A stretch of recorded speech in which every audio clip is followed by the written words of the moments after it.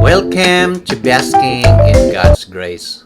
Today's devotion is found in Esther chapter 10 verse 3.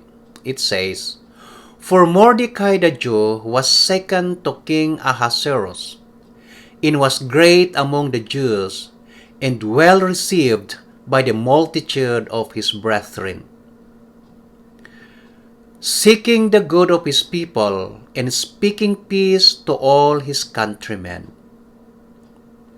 Mordecai was very instrumental in ensuring the safety of not only Esther and the Jewish people, but also exposing treachery in the kingdom of Esther's husband, King Ahasuerus or King Xerxes.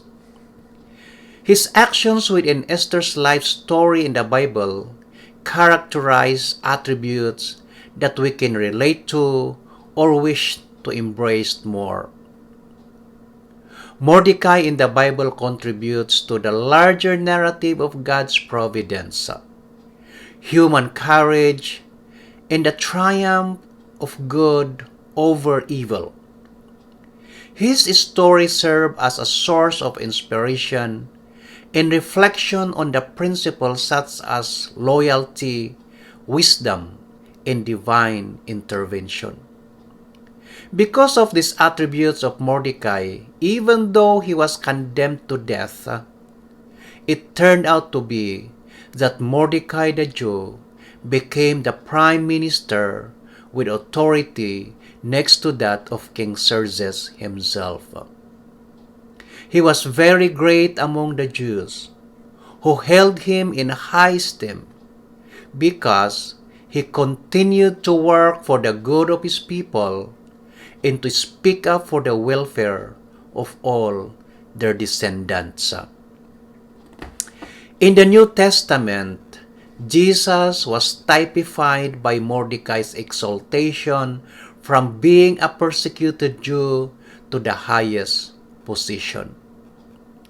We read in Matthew chapter 21 verse 42, Jesus said to them, "Have you never read in the scriptures, the stone which the builders rejected has become the chief cornerstone. This was the Lord's doing, and it is marvelous in our eyes." Jesus refers to himself as the stones that the builders rejected. Although Jesus was rejected by many of his people, he will become the cornerstone of his own people, the church. Jesus Christ as a cornerstone means that he is the foundation, the measuring guide, the promise of God to his creation. He is the light that guides us to a straight path whenever we are in darkness.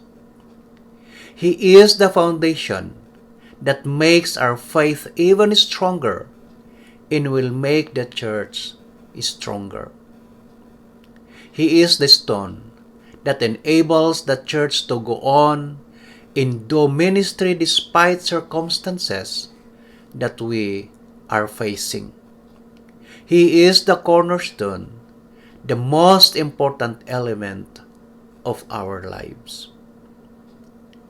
Just like a literal cornerstone, Christ should be followed in order for us Christians to live a straight path. If a cornerstone is not followed, the path of construction will end up in failure. Similarly, if we do not follow Christ, our paths will end up in destruction, and we will definitely go astray. It is written in Psalm 118 verse 22, "The stone the builders rejected has become the cornerstone." Sometimes we do not constantly acknowledge him as our cornerstone. But still, Jesus will ultimately light our lives and reveal that he is. This is His love for us.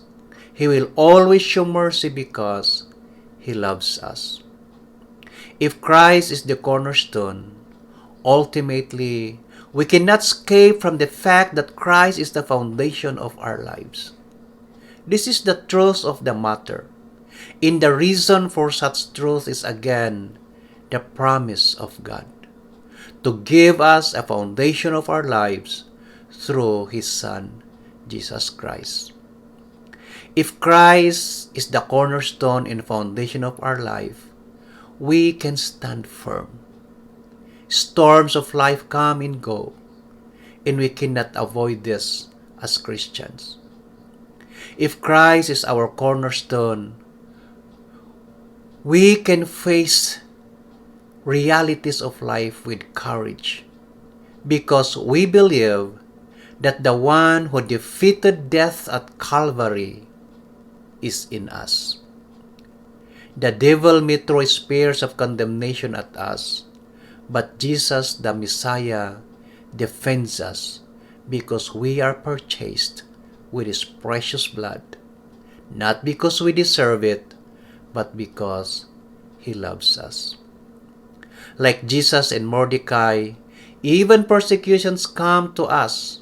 We have to go on and never give up. Continue to do good works for the welfare of others.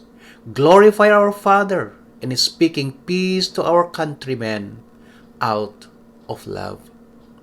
Because we know that our God is gracious to His children. He can turn trials into triumph. So just trust in Him, believe in Him, and see how He makes all things work together for our own good. Thank you for tuning in. Keep basking in God's grace.